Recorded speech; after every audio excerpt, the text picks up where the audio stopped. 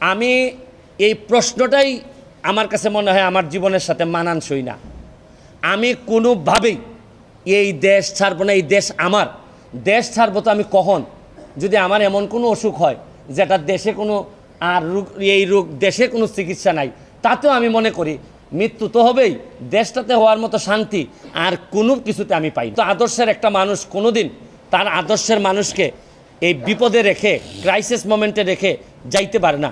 যারা যায় এরা কোনোদিনই কারো লোক ছিল না। এরা একমাত্র এদের ছাড়া কোনো চিন্তা এরা কোনোদিন করে নাই। থাকবে, পতন থাকবে।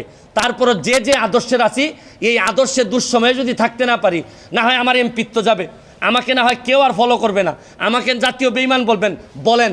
তারপরও আমি বিশ্বাস করি আমি জননেত্রী শেখ হাসিনাকে শেষ পর্যন্ত আমি চেষ্টা করব তার সাথে থাকার, এবং আমি কোনোভাবেই জামাত বিএনপির এই ক্ষমতায়, এই দুর্নীতিগ্রস্ত এইরকম একটা ক্ষমতায়